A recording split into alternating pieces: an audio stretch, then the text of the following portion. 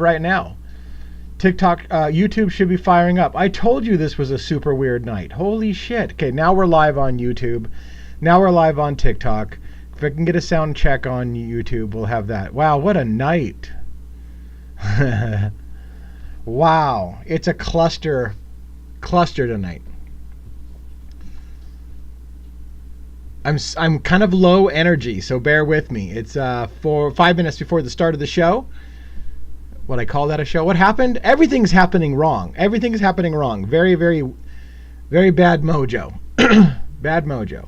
We'll get through it though. I'm working through it already.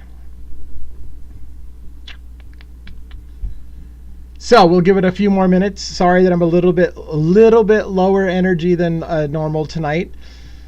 I will do my best to make the best of this situation, and we'll see what happens. Do I have a sound check? You can hear me on YouTube. Thank you so much. And the volume's okay over there on YouTube, I take it? So everything should be golden, right?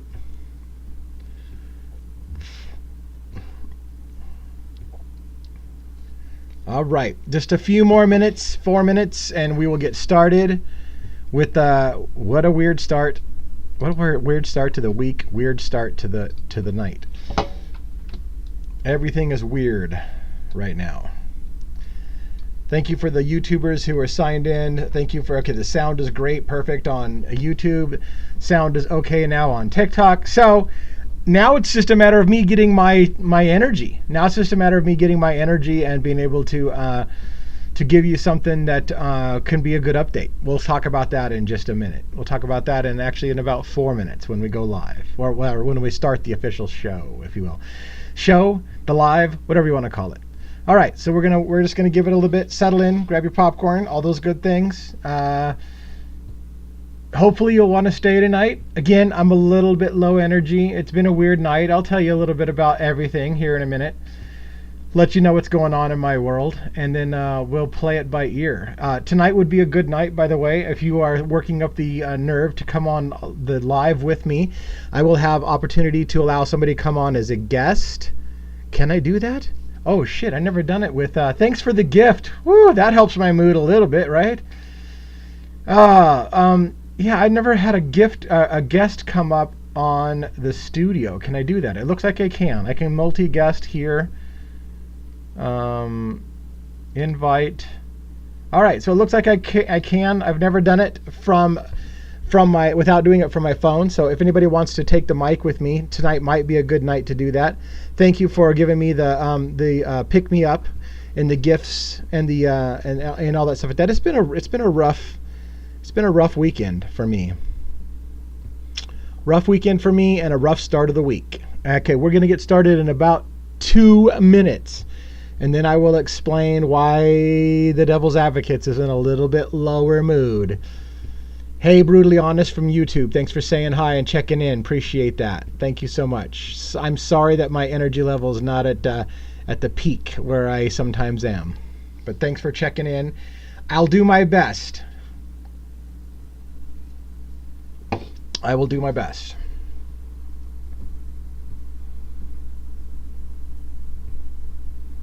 Thank you so much for helping lift the spirits. Amadeus, thank you. Appreciate that.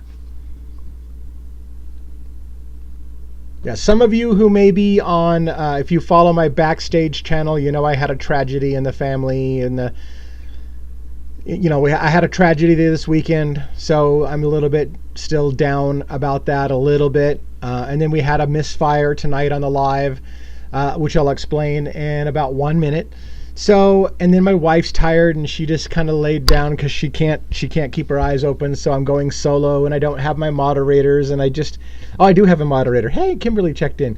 So anyways, it's just a night that doesn't feel right. It's just, nothing feels right tonight. Hopefully I have all my energy back by tomorrow. Speaking of that, yeah, we're got about 1 minute. I guess I'll just cover that here in a little bit, about 1 minute. So we should have sound on YouTube. We should have sound on TikTok. We should be good to go.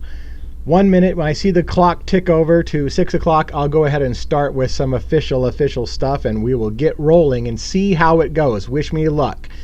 Thank you much for the condolences.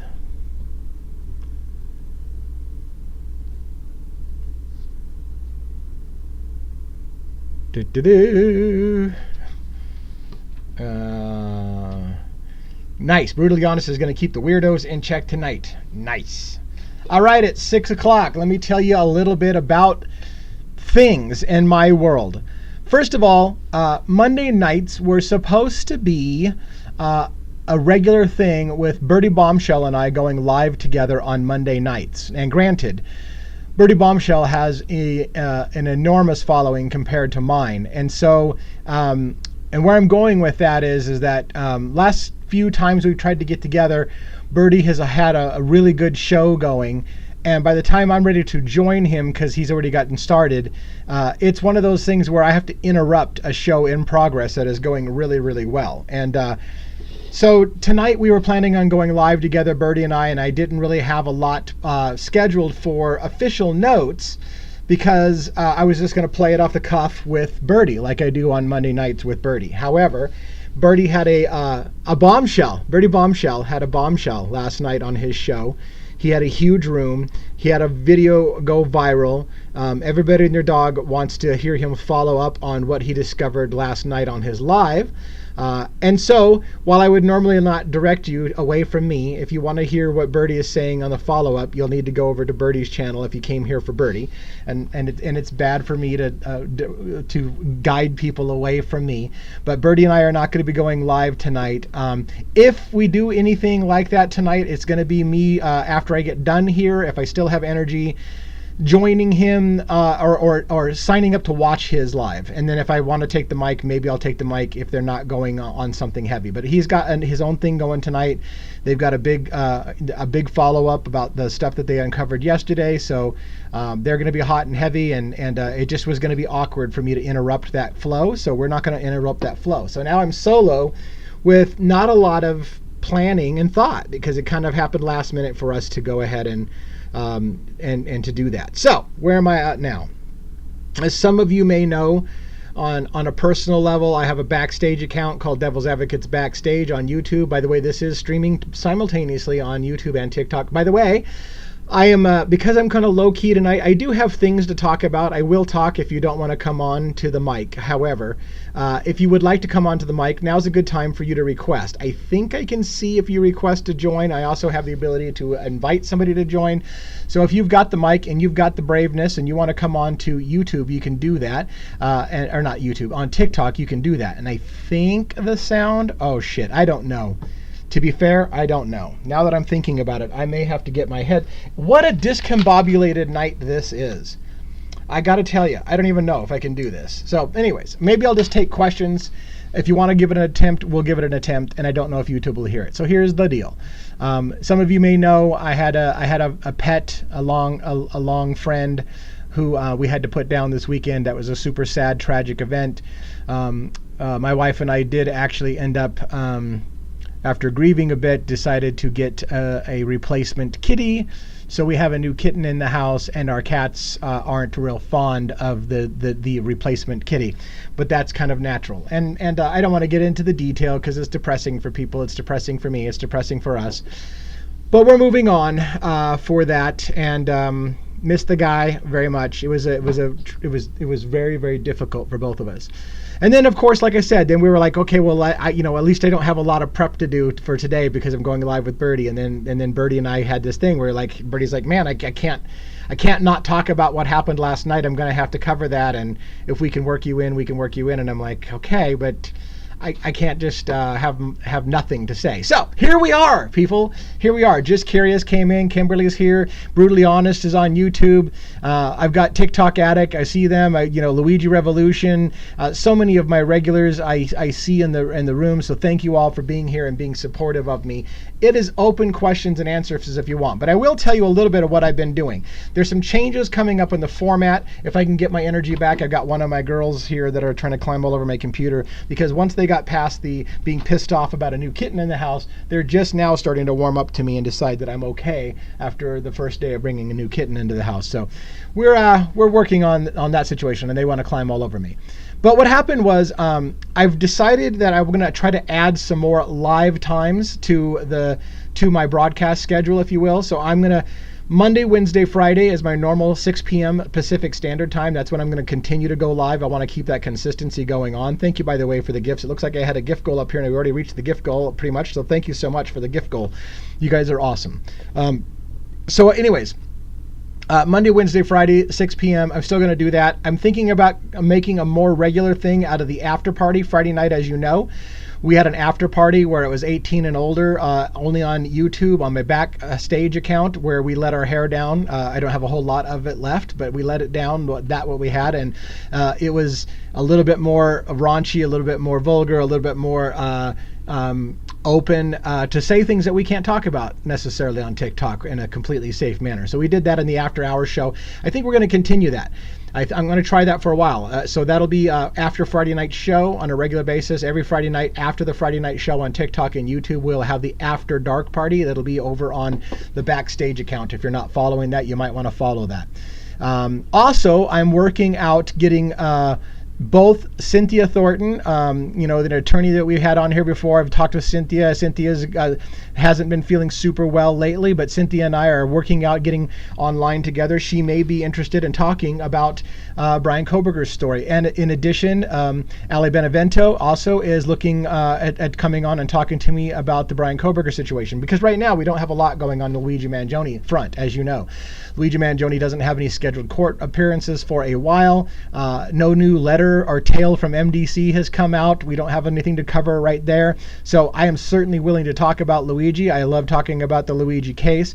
I love talking about the Bryan Kohberger case. But in the meantime, I wanted to let you know, again, the schedule's changing a little. We're going to have Monday, Wednesday, Friday, 6 p.m. Pacific Standard Time as my normal lives. Afterwards, on Fridays, we're going to have the After Dark show. And I'm going to be adding now a Tuesday at noon Pacific Standard Time and a Thursday at noon Pacific Standard Time, where I'm going to basically have a new time slot for people who are over in Europe or don't make the time slots that we've got. It gives an opportunity for more. So more than likely what it's going to be is I'm going to prep for Monday's notes, and then Tuesday I'll kind of do the same kind of show from the same notes on Tuesday at noon.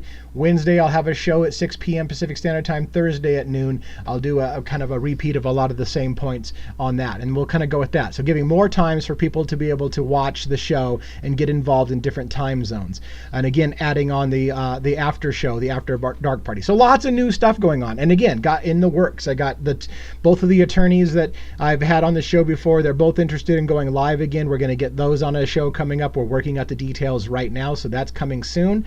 Should be awesome. It's always great to have an attorney come on here and answer questions about the cases that we follow. Thank Didada from YouTube for saying hi. So anyways, it is a lot of open questions and answers. But let me talk about what I did this week again, because the Luigi case is kind of low. But if you want to ask questions about Luigi, I'm going to kind of watch, so my moderators can maybe help out if I've got moderators here for making sure that we pin a comment if I lose it.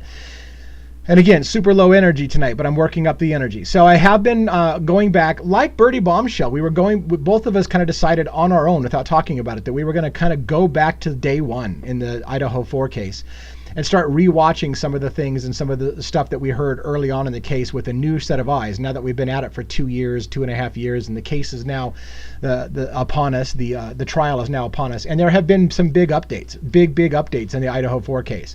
But I also went back and started watching old videos, and one of the videos I watched recently was the Bodycam footage, about an hour and a half of Bodycam footage from the night that Brent Kopaka was shot in Pullman, Washington. And so I watched the Bodycam footage of that standoff, if you will, in Pullman, Washington, at least an hour and a half of it. That was super fascinating. I learned some new things from watching that hour and a half Bodycam footage. I have new thoughts about the Dateline NBC thing that we talked about ad nauseum. We can talk about that some more. We can talk about Bryan Kohberger. Did you know that Bryan Kohberger, by the way, was questioned in a grand jury investigation into another murder in Pennsylvania? And that's something that we don't talk about very much. And at first, I thought to myself, how unlucky of a guy do you have to be at the center of a couple of different murders? But that's kind of a little sketchy. We can talk about that if you want. We could talk about harsh reality. Had a guest recently on, and they were talking about what it would take for harsh reality to change his opinion that Bryan Kohberger is probably not the guy or whatever, and what would make him 100% convinced that Bryan Kohberger is the guy and quit giving him the presumption of innocence until proven guilty. So if you want to hear about that, we can talk about that. So let's see. Let's look at questions. Is there anybody that wants to come on to the mic with me and just talk about things or ask questions? If anybody want to fire a question about Luigi Mangione or Bryan Kohberger? Again, some of you want to have one or the other happen so that you can know whether you need to ditch out. And unfortunately, I just want to kind of have it be open. It's a very weird night. I was planning on going on with somebody else. That's not happening. So suggestion, the receivership of Riker's Island. It's connected to Luigi since he might end up there.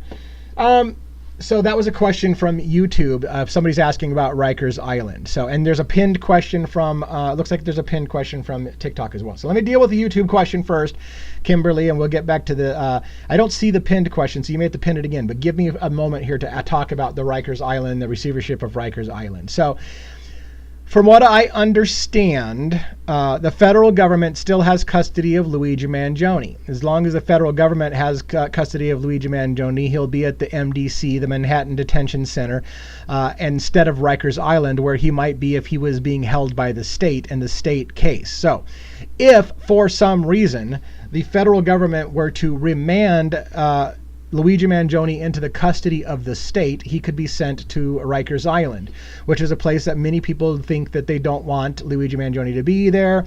Karen Agnifilo may not want her client to be there. There's a lot of bad vibes about Rikers, and so the question about Luigi being sent to Riker's Island basically has to go with whether or not the federal government remands Luigi Mangione into the custody of the state. Currently, not only does the state have custody of Luigi Mangione, and that's what's keeping him out of Rikers, but also Karen Agnifilo has filed a request to just have, I think, the federal government case go and not the state case. And if the federal government case goes, then he will remain in federal custody and will not be removed to Rikers.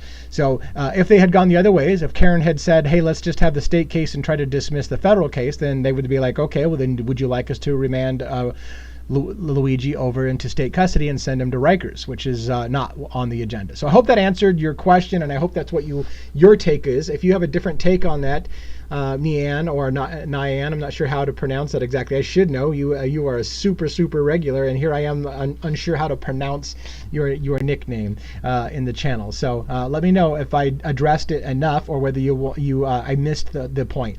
Now the pinned question, looks like there's a question up here. Question: when will the judge respond to the big KFA motion? There's not, I don't believe, a set deadline for when they're going to respond to that. So we don't know. As far as I know, we do not know. The judge has not set a deadline for when they're going to respond to that. So I imagine it's going to be soon, meaning in the next couple weeks, if you call that soon. Because there's a lot in the KFA motion, right? There's a ton. So maybe a partial answer or a full answer. I expect a full answer that's going to address every single point of the motion, which was a lot of points. And so I believe that will be coming, but we don't know when. It's literally just a guessing game as far as I can guess.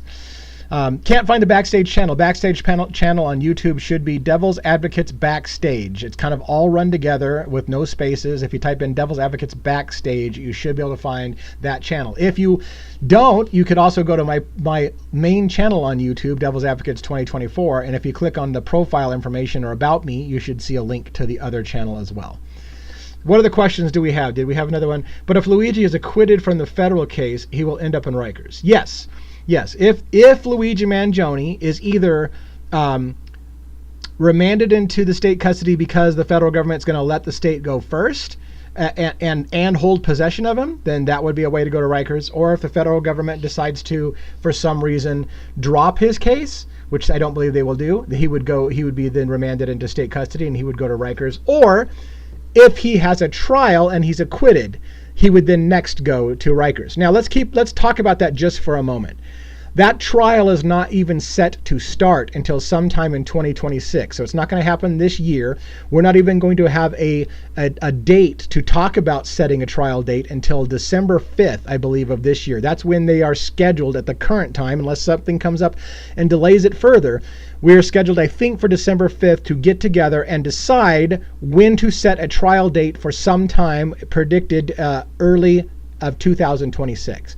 So Luigi Mangione should not be going anywhere this year and should spend Christmas, if you will, in federal detention and not at Rikers Island. I don't know if that helps you or not helps you in your sleeping at night, but I don't see a scenario in which Luigi Mangione ends up in Rikers this year. So that Rikers is less bad when Luigi gets there. Basically, what I meant was, will the receivership sort out Rikers by the time Luigi might end up there?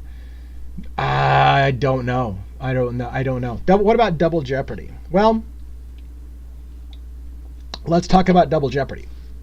So Karen Ignifilo basically has raised the specter, the idea that this is a case of double jeopardy. Now, the government and the prosecutors have stated this is not double jeopardy because they are two separate sovereigns. By that meaning the state is one sovereign and the government is another sovereign. Therefore, he's not being tried by the same entity twice. But Karen has essentially made an argument that it is double jeopardy, and not only is it double jeopardy, but not only is it known it's not necessary to try Luigi Mangione both in the state and the federal government. That's not necessary. That's one of her arguments, is that it is unnecessary to try him essentially for the same crime in two different jurisdictions, because that's what they're basically doing. But furthermore, she made the argument that the state's tactic about what Luigi did and why he did it is different than the federal government's tactic. And in order for Luigi Mangione to properly defend himself in one case may impact his ability to properly defend himself in the other case. And therefore, it is unfair to Luigi Mangione to fight one case in the federal government, which might be making admissions of some kind, and the case in the state government, which has a different theory. And so Karen Ignifilo has argued, let's please drop one of the cases. And she is, I believe, proposing they drop the state case and just try the federal case and drop the state case, because in order to fight one case, it is basically impacting his right to a fair trial or a just trial, because in order to properly defend himself in one case, it may be prejudicing himself in the other case because they have different theories. I hope that answered your question. Chronic sleeping problems is horrendous. I'm sorry to hear that.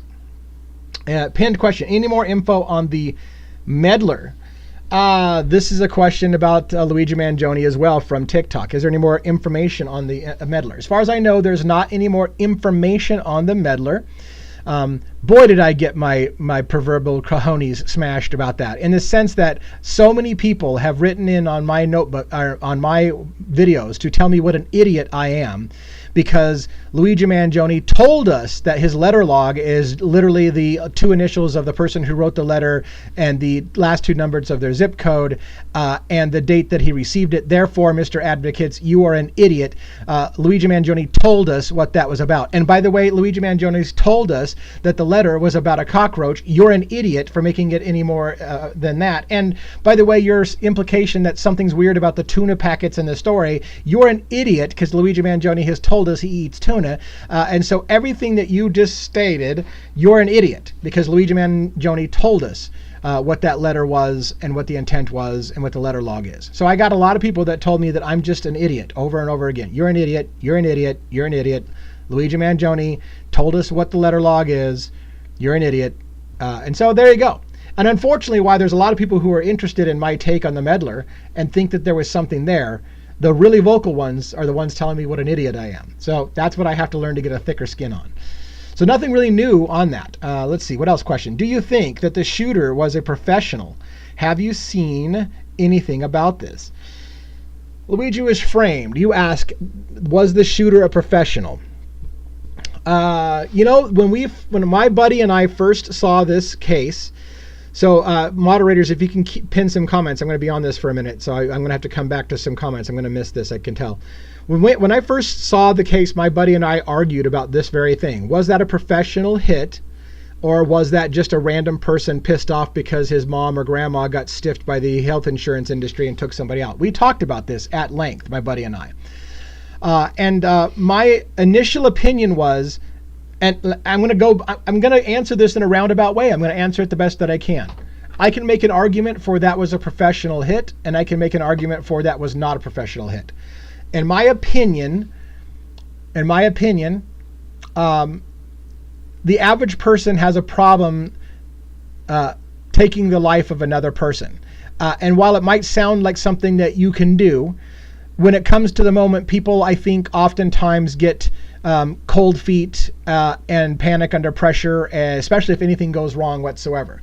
In fact, as a case in point, during the Vietnam War, it was hard for soldiers to fire upon other human beings, even when they were the enemy, because human beings just fundamentally don't want to do that to other human beings. And so they would miss a lot. Soldiers would miss a lot in combat because they just fundamentally had a hard time taking another person's life. And so there's been a difficulty training soldiers to take a life, for example, because it's just human nature to not want to do so. So where I'm going with all that is there's an argument for me to be made that the shooter who had a gun that seemed to be jamming or needing to be manually cycled every shot, meaning you saw the shooter take a shot, pull the slide back, even hit the gun a couple times to unjam. It looked like there was a jam, so he had to hit the gun a couple times to unjam it, then pull it back and go for another shot and unjam. That indicated, and the person was calm, cool, and collected, walked the entire time. When the first shot didn't take them down and the person stumbled, they continued to stalk towards their victim and continued to do the shooting. So all of those things, including walking casually between two cars and then jogging across the street, presumably jogging across the street not because they're in a panic and, oh my God, what did I just do, but jogging across the street because there's traffic and you have to get across the street and whatever. So the manner in which the shooter acted indicated to me that there was a potential for somebody who's done this kind of thing before. There was what indicated to me to be no panic in that individual, and that they were calm, cool, and collected even when the first shot didn't take them out. I don't want to be super graphic, but obviously the first shot didn't take them out. And yes, I believe that the shooter was expecting the jam. If the shooter was practicing with that weapon and that weapon had a tendency to jam and or needed to be manually cycled, they had obviously spent time practicing with it and were used to clearing the jam. So all I can say about that is there's an indication that the calm, cool, and collected nature of this shooter indicated a professional. And there's a money trail to this whole story, right? There's a money trail that indicates that there could have been a professional hit and somebody who wanted this person taken out. So there's a part of me who can totally get behind the idea that that was a professional hit, and even that the whole story about it just being some kind of random person with a beef against the health insurance industry could be a cover for the professional hitman. That they would just basically finger somebody to go down for a professional hit because it was a professional hit, and the same people who paid for the professional hit also had a plan to finger it on somebody. So all of that is a possibility. On the other side of the coin, I can make the argument that, and I know people are going to argue with me, and all I can say is I don't have a lot of experience with handguns, but I have fired a few myself. It doesn't take a marksman to shoot somebody from 10 to 15 feet. Yes, it's harder than most people think. People miss from 10 to 15 feet. They do. They actually do. But it's not super hard to hit a target from 10 to 15 feet. It doesn't take a professional. And again, I had a weapon that was cheap. It was one of the first weapons I ever had. It was cheap, and it jammed a lot. I also used cheap reload ammo, which notoriously doesn't fire quite properly, and you had to cycle it. And I'll tell you this, all you have to do is fire that weapon a few times, realizing that you jam every third shot or whatever, or fourth shot on a regular basis, before you just learn that, oh, I'm just going to have to pull this back, knock out the thing, and chamber another one. It's something you don't even have to be practiced with it over and over and over again. It's not even something you have to get down. It's just easy. And the moving target, like somebody asked, again, this was, I don't want to get super brutally honest, not vulgar, but again, it was somebody who was shot in the back from about 10 feet away. It wasn't a difficult shot, even though they were moving in a straight path. It'd be one thing maybe if they're moving left to right, between trees and cars. That's not the case. It was literally somebody walking in a straight path. The shot is a straight shot. It's not a difficult shot, in my opinion. So I could make the argument that it doesn't require a professional to do that. So I don't know what you want me to say, other than you ask me, do I think it was a professional? It certainly could have been. There's some earmarkers of that. Was it completely just an amateur? It could have been. There are earmarkers for that not being that difficult of a shot. So at the end of the day, I will remain open-minded. And because my channel believes in the presumption of innocence until proven guilty, you'll have to convince me that Luigi Mangione was an untrained shooter that did it. And it could happen that way. But you'll have to convince me because I believe in the presumption of innocence until proven guilty. Was there another question that I missed? What about the guy that confessed, J.P. Renison? Can he be subpoenaed? J.P. Renison, his confession to that was about a one-day confession, as you probably know. J.P. Renison stated the next day, after saying that he was the shooter, that he apologized, that he had convinced himself that he was the shooter, and he never was the shooter. And somehow, and I don't mean to belittle J.P. Renison or the person if they have mental illness, but what J.P. Renison's statement is when people were asking him to provide a photo to show that he looks like the shooter that we've all been looking for, a guy that looks like Jake Gyllenhaal or Gyllenhaal, basically he said, I realized at that moment that I don't look like the shooter, and then I realized I wasn't the shooter, and I'm sorry. Now that's a super odd thing for somebody to say. I didn't realize I wasn't the shooter until you guys asked me to show me a picture, and then I realized I don't look like the shooter, so I must not be the shooter. That whole story was super confusing. In addition, that story got weird for me. I will try to be brief. If you saw his confession, in his confession, he called me out and one other TikToker saying, hey, by the way, you should watch Devil's Advocates and this other TikToker. I thought that was weird. I don't know J.P. Renison. I wasn't involved in that situation. I made a video saying, hey, J.P. Renison, thanks for admitting that you weren't the shooter. And if you've got some mental health issues, please take it serious, get some help. Thank you for letting us know that you weren't the shooter and coming clean. And then we let that go. So that's my stuff about J.P. Renison. Can he be subpoenaed? Yeah, sure. He could be subpoenaed if they think he has anything to offer, but I don't think he has anything to offer. That's my gut feeling. Anybody else with a question? Did it got a pinned question for me?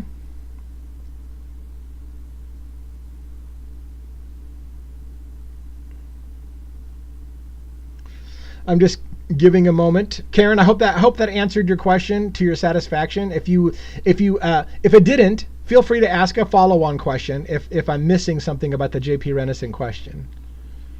Because I got nothing. I got nowhere else to go. I'm open for questions and answers. And thanks for the gifts, by the way, for those who are helping out with the gifts as well. I appreciate that very, very much.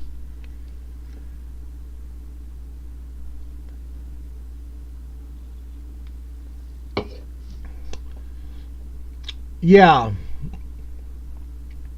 All right, so we're satisfied with the J.P. Renison question. Can we talk about the possibility of it being related back to UHC, especially with the fraud case?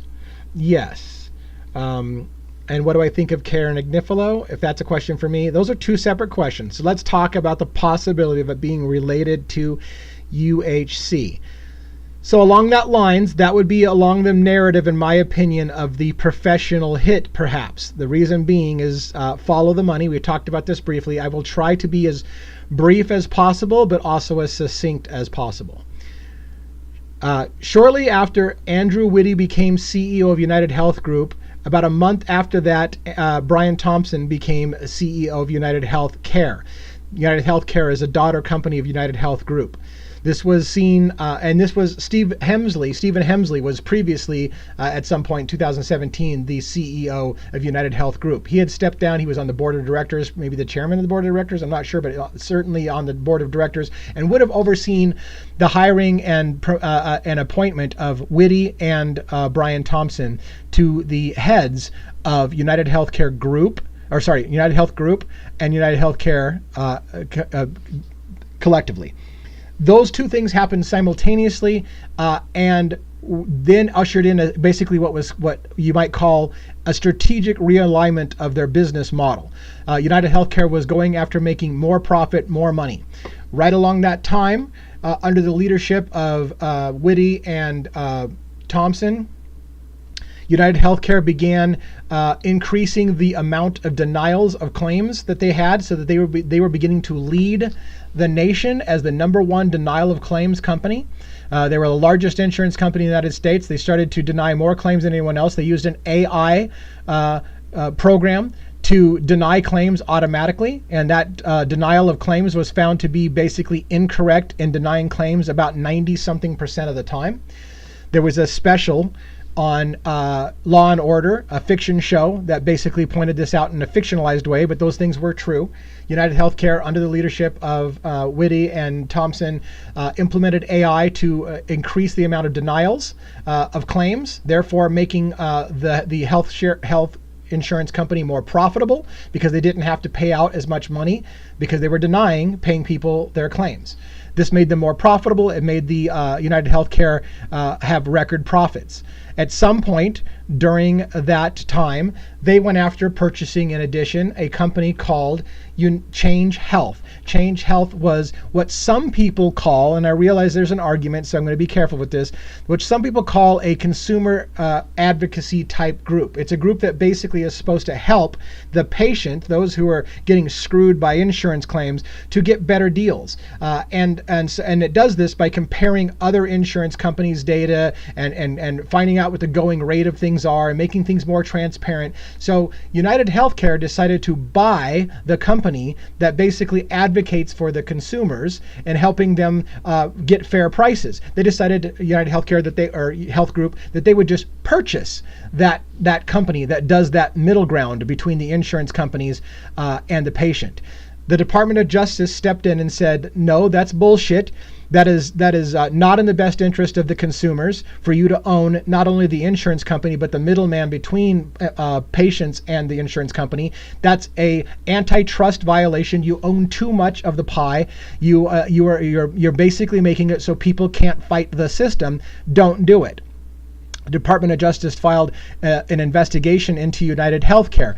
That investigation was not announced to the public. It was announced to United Health Group and United Healthcare. They knew that they were being investigated by the Department of Justice. And a judge ruled in favor of United Healthcare, United Health Group, saying that they could go ahead with the purchase of Change Health, that the Department of Justice said was an antitrust monopoly type situation. A judge said it was okay for them to make that purchase, and so they went ahead with the purchase of Change Health while under protest by the Department of Justice. I hope you're following all this. It's a super convoluted thing. Sorry I said that I was going to summarize. Apparently I suck at summarizing. So they went ahead and purchased Change Health. The Department of Justice continued to pursue this case, despite the fact that a judge had ruled that it was okay for them to proceed with the purchase of Change Health. And in the meantime, it was coming out that there was going to be a public announcement that the Department of Justice was investigating United Healthcare for the purchase of Change Health. And so Andrew Whitty and Bryan Thompson cashed out $15 million, I think, of his personal stock for Bryan Thompson, and $50 million maybe for Andrew Whitty, as well as Stephen Hemsley, the top of the chairman of the board, cashed out huge amounts of their own personal stock in the company before it became publicly known that they were under investigation by the Department of Justice. Therefore, they sold their stock while it was still very, very, very high priced, and then when the stock took a plummet, they got out before they lost their asses on the plummet. In the meantime, places like the Hollywood firefighter pension plan in Florida, not Hollywood, California, in Florida, basically had their pension plan decimated by the loss of stock price in United Healthcare because they were invested in their pension plan. Again, I hope you can follow all this. The money situation can be very confusing. So what happened is they filed a class action lawsuit against Bryan Thompson, Andrew Whitty, and Stephen Hemsley, the tops of basically United Healthcare and United Health Group, for cashing out on insider trading. And right about that time, while they were set to go testify before the Department of Justice in a class action lawsuit and under investigation by the Department of Justice for a monopoly thing, someone decides to shoot Bryan Thompson. There are a ton of people with motives, because a lot of people lost a lot of money when these individuals sold off their stock before it was announced to the public that they were going to take a beating in the stock. And then also under Brian Thompson's leadership, they were hacked. It was the largest hack of an insurance company ever. Tons of people lost money. In addition, and I will try to be brief, I suck at this. I suck at being brief. In addition to this, during the crisis when they were hacked and people's consumer data went to hackers, United Healthcare Group paid a ransom. I think it was $22 million paid a ransom to the hackers, and the hackers still didn't unlock the systems. There was a bunch of stink about that. In addition, healthcare companies, doctors' offices, hospitals were having problems making the bills, making the ends meet, because the insurance industry was coming to a crawl because they couldn't process claims because they had been hacked. So what happened? Jesus, this is a long answer. What happened was United Healthcare decided, or Health Group decided to start offering loans to hospitals and doctors to keep them afloat. Hey, we realize that right now you're in deep shit because our systems got hacked. We'll help you out. We'll give you a loan. You got to pay us back that loan, by the way. And so they began profiting on their own crisis. So they had a crisis. Hospitals and doctors were losing their ass. They stepped in and offered to buy up hospitals and doctors' practices. Hey, you know what? We'll just buy you. We'll just buy you, and that way you can stay afloat. You don't have to worry about things. Or if you don't like the idea of us buying you, we'll go ahead and float you some loans. But you'll need to pay those things back. But this, we'll float you some loans if you want to pay us back the loans. And so they just profited and profited and profited on the money. I think there's enough of that. I think that's enough of that. What did I miss? One of my theories is that Luigi researched an area where the cops consistently mess up and found Altoona. Yeah. So you were replying to Karen. Yeah, I think that is a possibility. It's a gamble. I mean, you're gambling with your life that the cops are going to make a mistake, but it does seem that that's a real possibility. So sorry for the super long answer on the money trail. I hope it made sense to you. Money is a really hard thing to follow, and it's a theory. It doesn't mean that's what happened or why, but it's certainly a motivation. And if you're in the camp of looking for other reasons other than Luigi Mangione just being upset about the healthcare system, that would be one of your reasons. Do you think KFA is going to come out hard in trial, or is she going to be railroaded? I don't think Karen's going to be railroaded, no. No, Karen seems to be on it. She seems to be on it. Now, here's my thing. And no, I don't think the trial is going to be televised. Here's my thing. I think what Karen's going to try to do is going to be something she's going to have a hard time doing, I think. But I see her strategy, I think, which is that I think Karen's going to attempt to put the healthcare system on trial.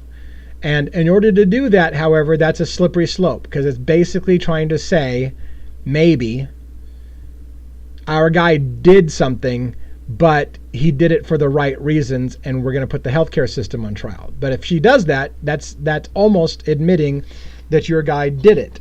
And again, this is also why I feel, personally, why Karen said you can't have us fight both a state case and a federal case, because whatever we go in on our defense, it's going to hurt us in the other case. So if, for example, I'm going to admit that our guy did it, but it was in defense of others and it was to save lives, that would then be basically admitting something, and the other case would use it as, see, you admitted you did it, so end of story. You just admitted it. And so you can't have it both ways. So that's going to be the question, is what is Karen's strategy? It's not going to be an insanity plea. I'll tell you, that's my opinion. There's no insanity plea coming, in my opinion. Humana, which has messed me over, I missed that comment, is 5% owned by United, and I tried to email the team.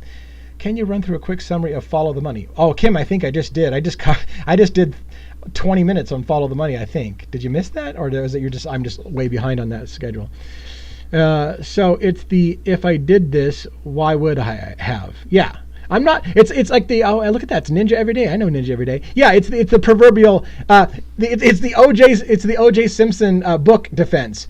I didn't kill my wife, but if I did, here's why I did it. Or here's how I did it. That's the kind of the defense. I didn't shoot Brian Thompson, but if I did, here's the reason why I did it. So. Oh, sorry, Kim. I went over the money trail for a long time, and while I wouldn't necessarily mind going over again, the better thing I would say is I'm recording this live. It'll be posted on a replay on TikTok if they don't shut me off, and it'll also be recorded and re-aired on YouTube for you to watch. So you can go watch it and get that whole answer. I talked about the money trail and the history of the Department of Justice investigation. Which, by the way.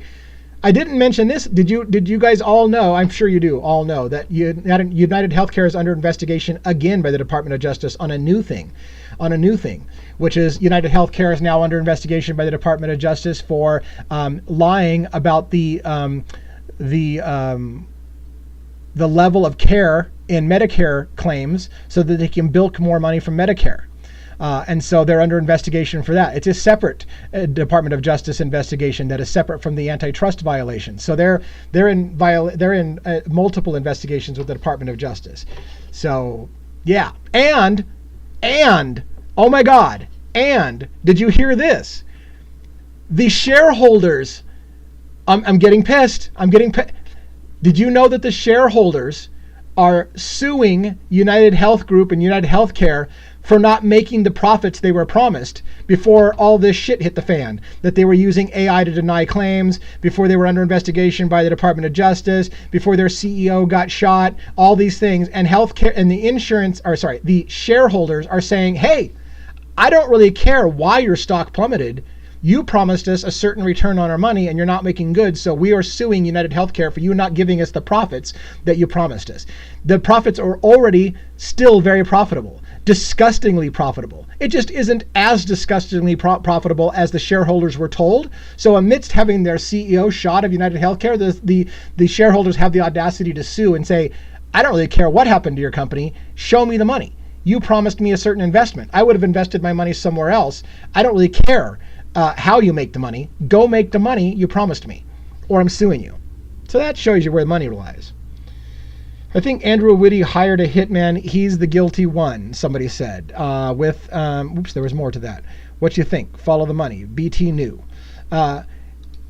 You have to be careful. You have to be careful, Luigi, because again, certain platforms, and we're on one of them, will not tolerate pointing to other people as being the one. So you can theorize, if you're really, really, really careful, that there are other people who might have motives, but you definitely, I would warn you, don't say, I think so-and-so did it. Because I've seen people lose their account and get kicked off of the platform entirely for saying somebody else did it. They seem to want you to only say one person did it. You can maybe get away with saying there are other people who may have, but as soon as you name somebody who did it, then you're going to get trouble, because their opinion here is, we already know who did it. They told us who did it. So you saying somebody else then is fake news, and you're hurting somebody else's life by pointing out somebody else's guilt when they're not guilty. We know who's guilty, even though in this country you should have presumption of innocence until proven guilty in a court of law. Brutally Honest from YouTube says, so didn't the police arrest another guy before Luigi when this manhunt for the shooter was going down? Was that this JP fellow who got arrested, or was it someone else? I don't know, Brutally Honest, that somebody else was arrested.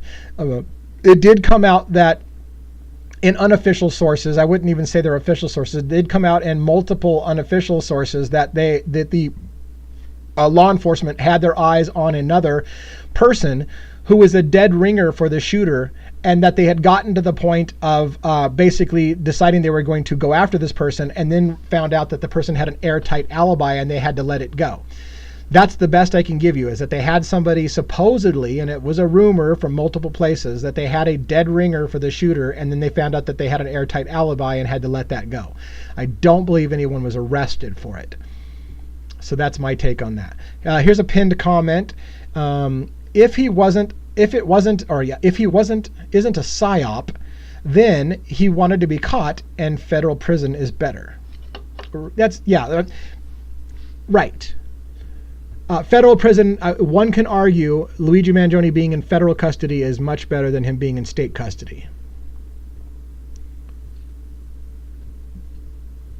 great. I'm glad that you guys are saving me from myself, because I didn't have a super big show notes. I had lots of stuff about Coberger, and here we are all on Luigi, which is okay, because I know I had at least somebody here tonight that's, that stays up late sometimes to participate, and they're probably very happy that we're staying on Luigi at the moment. Although I don't know that they're getting anything new tonight, so that's unfortunate, because there just hasn't been a lot of new news for Luigi Mangione. There's another pinned comment from TikTok. Do you think LM had compromising things in his backpack? I'm assuming you're going to say. So I have an incomplete question from Carol. Do you think LM had compromising things in his computer? Somebody may have added. So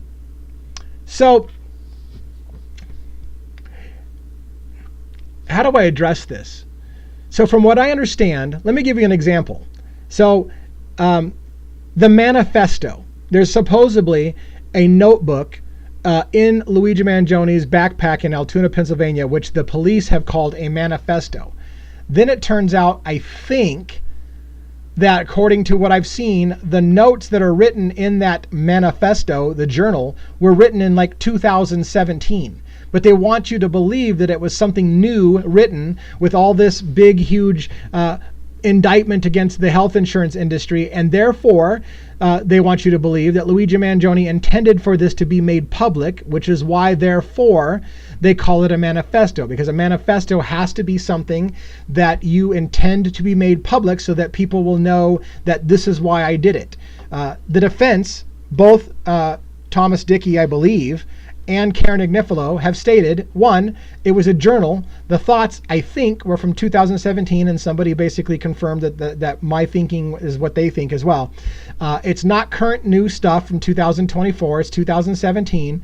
And as typically happens, and the same thing's happening in the Coberger situation, the prosecution likes to cherry pick and take things out of context. So if Luigi Mangione talked about rainbows, kittens, and butterflies for 5 years, but in 2017 had a rough patch with a spondy accident and a back injury and ripped about his doctors back then, they will pull out the 2017 comment and only tell you this is what Luigi thinks about the healthcare system. And they won't tell you that there was rainbows and butterflies for 5 years, but just during the period of time when he was having some back problems, did he have a problem with that? That's just the way the media works. That's the way the media works. So take it with a grain of salt that Luigi Mangione's so-called manifesto isn't a manifesto. It wasn't intended to be made public, and it might have been written from a time when he was having problems with the back injury, which had been fixed and no longer part of the problem. So take it for a grain of salt.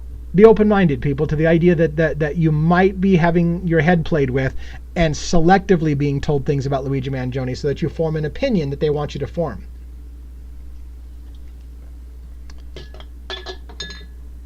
Yeah, who hasn't been effed by the medical system? Correct.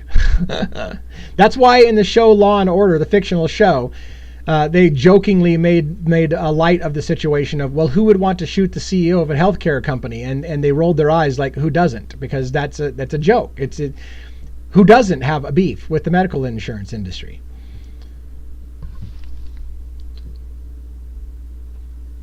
Oh, good. I'm glad that my late nighter over in Europe did learn something new about the manifesto. And again, I believe that those were from 2017. Somebody in the TikTok group also confirmed that they said it was from 2017. So that's two people saying it's from 2017. It doesn't mean it's true, but that's what I had heard. That's what somebody else in the group had heard. So now that you know that that's the case, wouldn't that be interesting if you find out that the whole nasty manifesto was notes about the industry from 2017?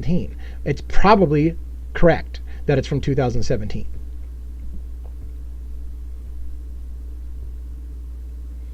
Thank you for the gifts, Ninja Everyday. I appreciate that very much.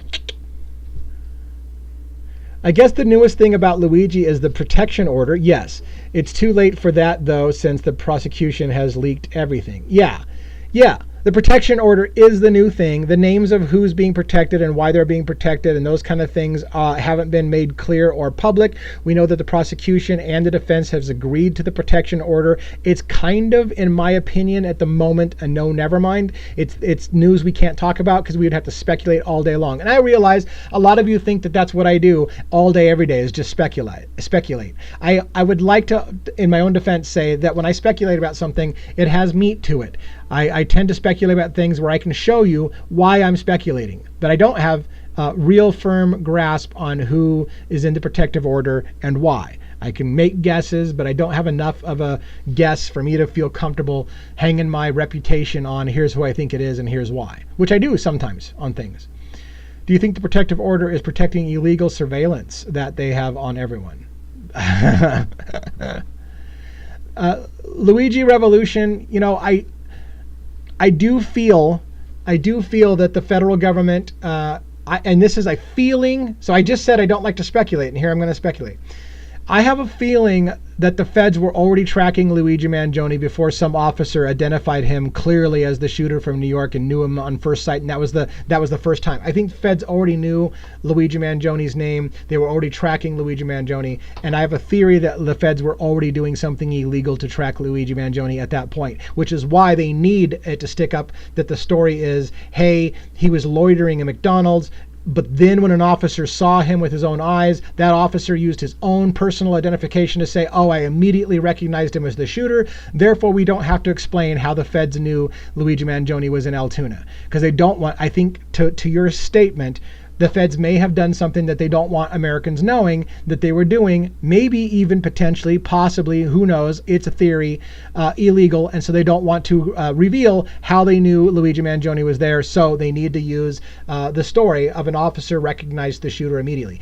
Good luck with that. Most of us, again, I joke, most of us think that Jake Gyllenhaal was the person who was the shooter based on the photo we saw from the hostel, but apparently this officer has way better eyes than the rest of us and immediately recognized Luigi Mangione behind a blue surgical mask at McDonald's and knew that that was the shooter without question. So there, take it for what it is. All right, so somebody, let's see, what else do we got here? Oh my gosh. Oh, my wife wants to introduce my little buddy. This is the replacement for the cat that we lost. Not replacement. But he is not a replacement, the wife said. So meet Xander, by the way. Just a sweet little boy. Xander has got a lot of piss and vinegar, but there he is. That's our new boy. This is the fastest way over tragedy, and I'll let them go away. Hopefully, my wife doesn't take that the fastest way over losing her husband is to find another husband immediately. But with pets, it's okay. So, so there's Xander. All right, what else do we got? And the call in the morning on the day of the shooting. Yeah, the phone call is, to me, indicative, there you go, indicative of a conspirator in this case. In my opinion, I believe that the shooter didn't act alone. That's my theory. Xander, I think, is with a Z for us, but, and actually to be, not to get on a side tangent, but Xander was actually Bander or Vander at the pet's place, and we thought it was Xander, and we liked the name Xander, and then when we found out it was really Bander or Vander, you know what? I like Xander, so we just went with Xander. So I believe it's going to be Xander with a Z.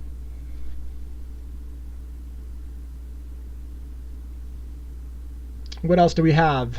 Oh, here's a pinned comment.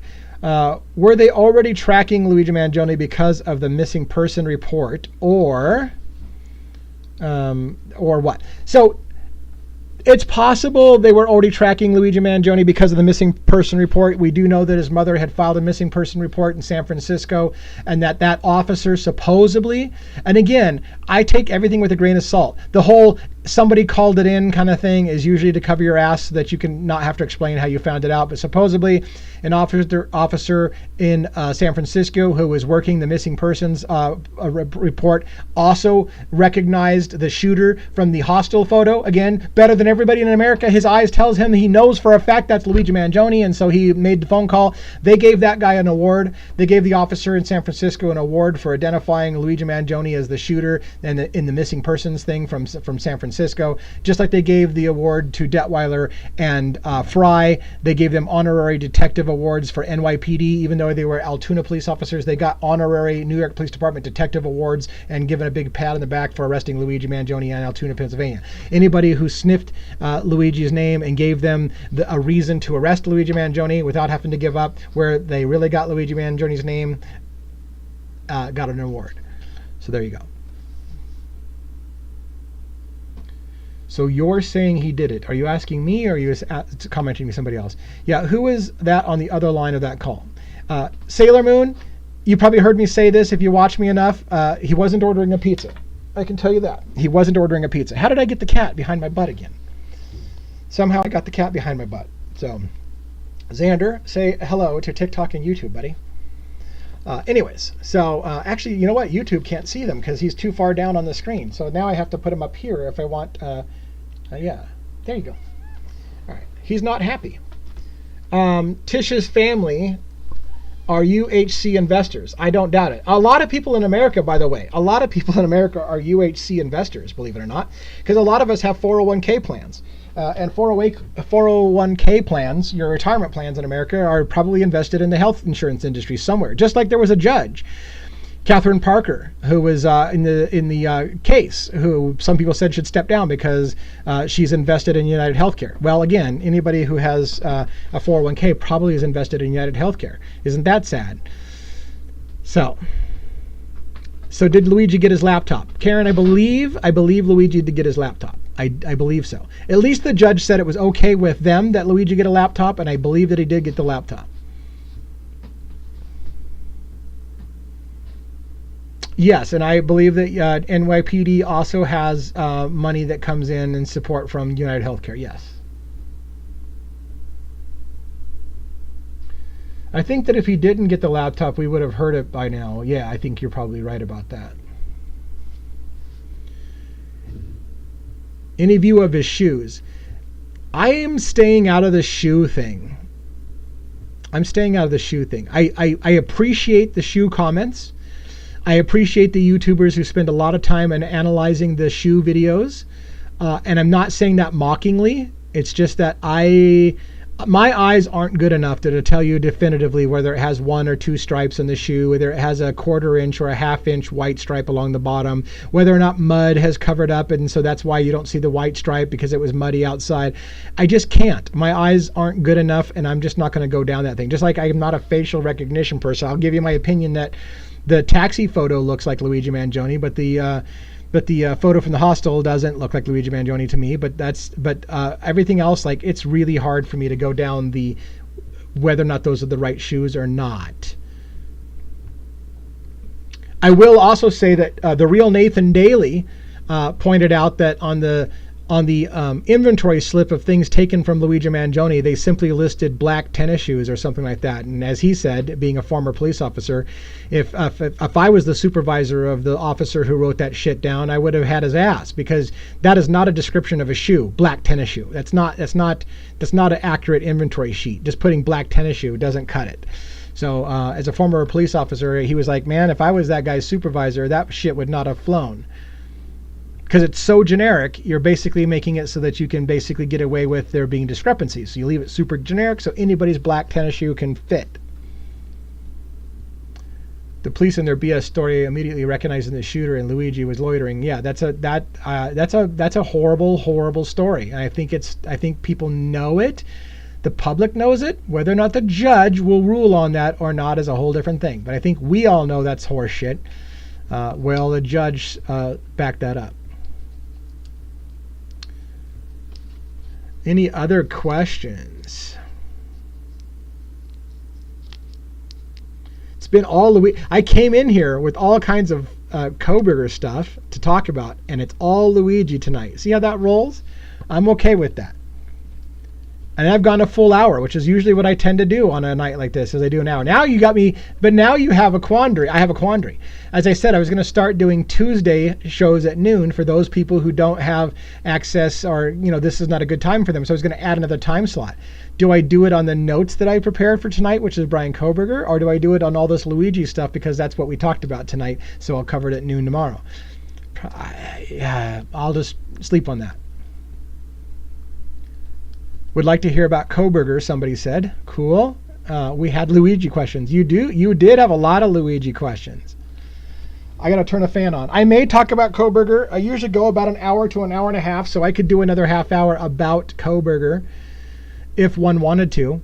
As I said, I'm currently working with getting one of our attorney friends who have come on this show before to come back on and talk about Coberger.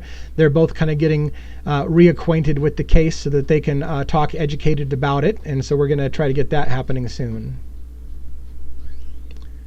I hear a lot of people's comments get deleted. It's super, super frustrating. I haven't followed the Karen Reed trial. Only very, very cursory. I saw a little bit of a police officer basically admitting under oath all the horrible things he said about Karen Reed. That was pretty disgusting, but that's all I saw. I know the basics of the case. I think they had a hung jury the first time around, and now they're on the second go around. But no, I haven't followed the case. I've been thinking about following another case in addition to Luigi and Coberger, because there are times when there's nothing happening in either case. However, let me say this. Bryan Kohberger's trial is about to start. It's coming up in August, I believe. We're getting ready to seat the jury. And when it does happen, there's indications that Hitler is going to allow streaming of the proceedings on the internet. If that happens, I will be watching every hour of that trial and doing daily updates on it. So my life will be busy with one case. And then that could roll right into Luigi's case in the federal government the next year, depending on how long Kohberger's case has. So I'm going to be super, super busy. I've heard it was going to be televised, but I've also heard that Hitler hadn't made a decision yet. So if you know for sure he ruled on it, and it's not just the rumor that he's going to or that he might, let me know, because I heard that it was requested and he was thinking about it. He was going to go on break, and then I never heard him actually rule on it. Did he rule on it? Here's a comment that's been posted. If that is the case, then the other person had to be in the area watching it. You mean if there was a conspirator? Probably yes. Probably, yeah. If there was a conspirator in the Luigi case, that probably was another person on site.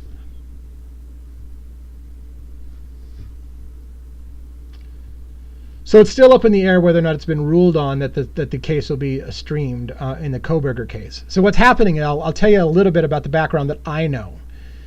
The courtroom is very small in Boise, Idaho. There's not a lot of room for the family to be there. The families of both victims and Bryan Kohberger and press will fill up the courtroom, and there won't be hardly anything left at all for anybody else to be there. However, the courthouse has an adjacent room, a big conference room, if you will, in which they were talking about allowing people to sit in the overflow conference room, and that they would just pipe in a closed circuit TV so that people who couldn't fit into the courtroom could watch it in the next room over on the big closed circuit TV.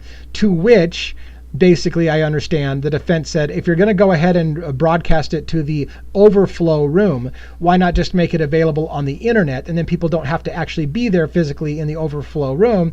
And Hitler said he would give that some thought and rule on it. And I don't know that he ruled on it. What do you think about none of Luigi's family showing up for him? I don't think Luigi a lot about it. Meaning, I don't think it's unusual for Luigi's family to stay out of the media. I don't think that's a bad thing at all. I think that they would be advised to keep a low profile. His attorneys probably asked them to keep a low profile. That is pretty standard fare. So I don't find the silence of the family to be odd at all, in my opinion. Can we FOIA the PA equivalent, the McDonald's phone call? Well, probably not. So for those who don't know what FOIA is, that's the Freedom of Information Act. And in the United States, we can file FOIA requests to basically have certain things that should be made available to the public. However, the standing answer in every single case is this is an ongoing investigation, and therefore they deny FOIA requests until the trial is all over.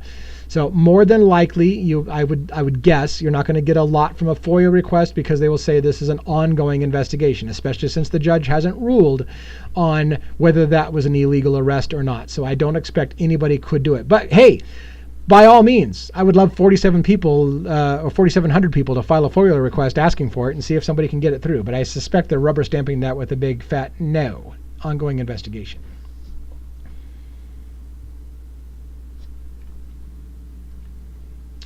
This cat, though, Xander, buddy, are you a TikToker? Are you a YouTuber? Uh-oh. Is there another cat in here, Rhonda? No. Where'd that big hiss come from? I think she's outside the door. Oh.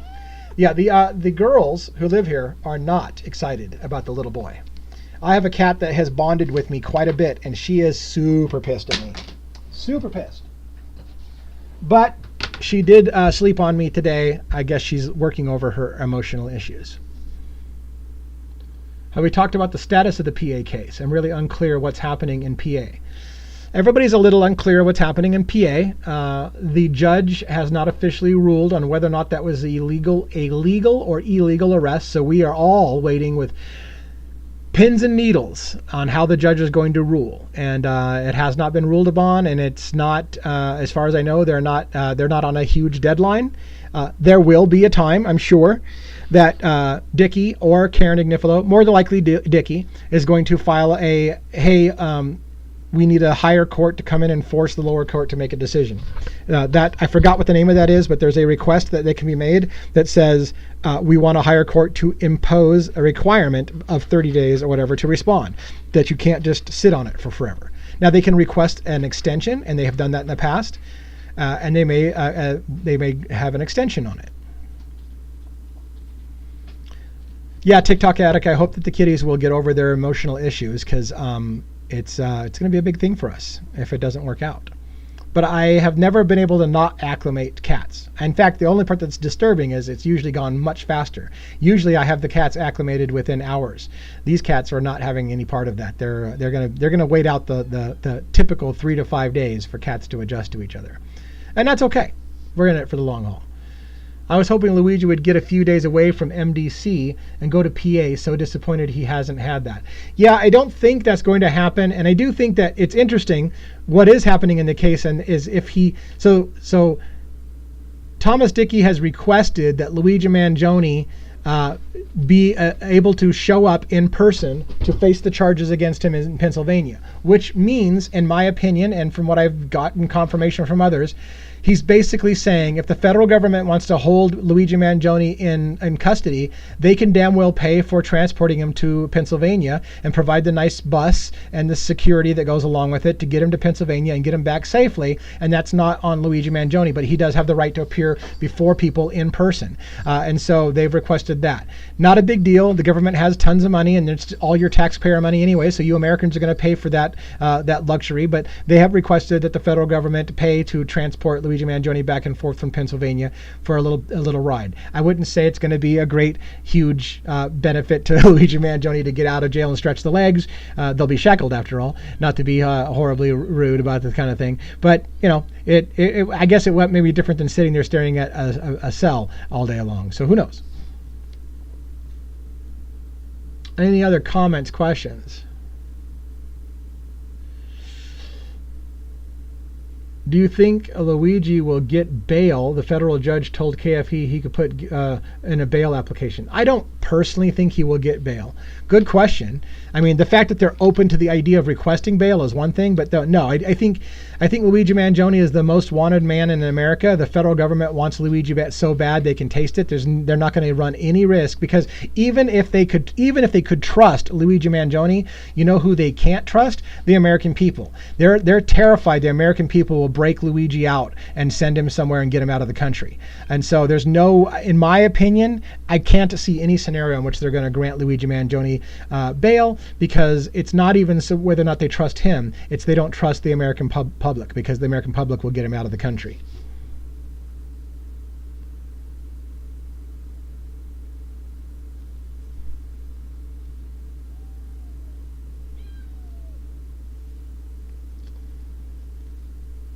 Anything else? Other questions?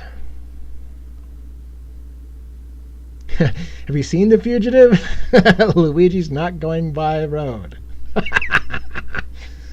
That's awesome. One of my favorite lines from The Fugitive. But I didn't do it. And then Tommy Lee Jones. I don't care. I've got a job. I'm doing my job. I really don't care whether you're guilty or not. My job is to get you to trial.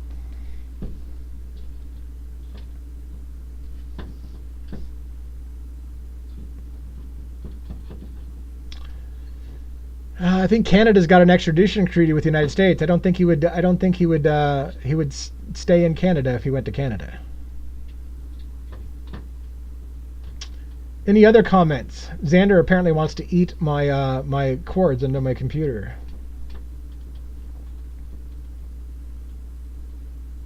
Yeah, I don't know. If I don't remember if I don't think Italy has an extradition treaty.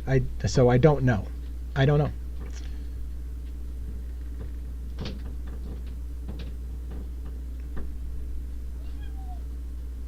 However, we need, let me pocket this a little bit. While it's interesting to ask the questions, let's be super careful that we don't get blamed by TikTok of trying to concoct some way to break Luigi out of prison kind of thing and send him to a country that he can't be extradited to. Again, we're just having a conversation, and let's kind of keep that on the down low and cut that before somebody gets all pissed off and reports us for conspiring for some horrible thing that we're just asking questions.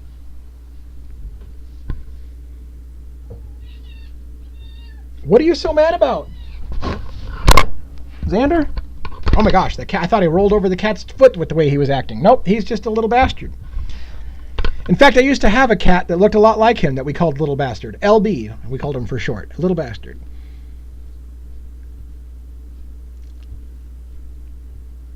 Any other comments? Let's see. So we're past the 1 hour mark. Did anybody want to come up on the microphone and ask a question verbally? Is anybody brave enough to do so? I'm in a weird mood because I didn't expect to even be going this long, but and I usually don't bring people up to the mic. I've never had on the mic before because that could go horribly bad. But shit, I could take a risk. You anybody want to come up? Who could I invite if I wanted to? Let's see. Shit. Luigi Revolution, I could invite. Are you sure? A Ninja every day? Can you come up to the mic? Luigi was framed. Look at all these people that it says I can invite to come up on the mic. A whole bunch of you. Wow. Anybody brave enough to do that?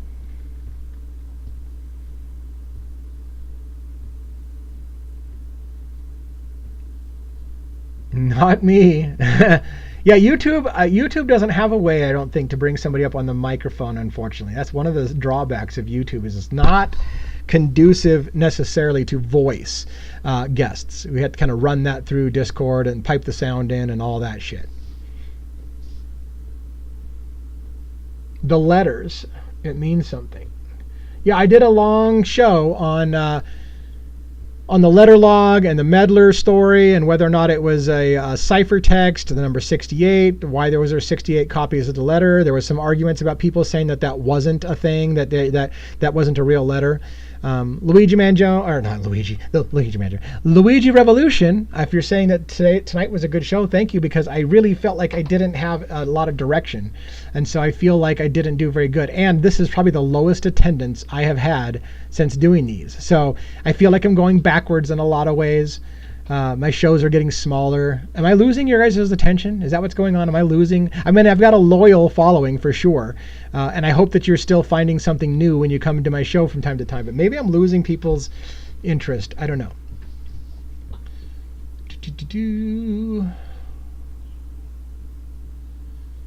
So, hey, you know what? For the first time ever, we almost have the same number of people on YouTube as TikTok, which is a horrible statement for TikTok, who has always outpaced YouTube by a lot. But it's a great thing for YouTube, because YouTube is really where my main platform is going to be, because it's long-form content. And I, as you have found out tonight, am a wordy bastard. Like when you ask me, hey, can you explain the money thing? And I was on it for a half hour. That's because I can't say anything in 60 seconds. Not really a TikTok kind of fast guy. But lives allow me to talk longer. What happened to Lady Capulet? She disappeared after making that one video about CIA involvement.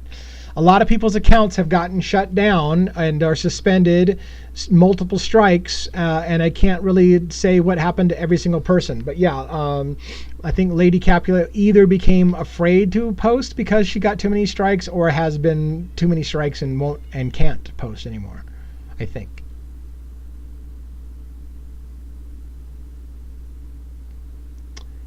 Yeah, Luigi Mangione, I thought was our biggest story out of the two that I follow when I first started this. Although slowly over time, the Coberger not fans, because it's not fans, the Coberger story followers have kind of outnumbered Luigi lately. But that's partly because Koberger's trial is about to start. So Koberger's hot and heavy in the news because he's literally at the point now where we're getting ready to seat his jury. Luigi Mangione is still quite a ways away from seating a jury.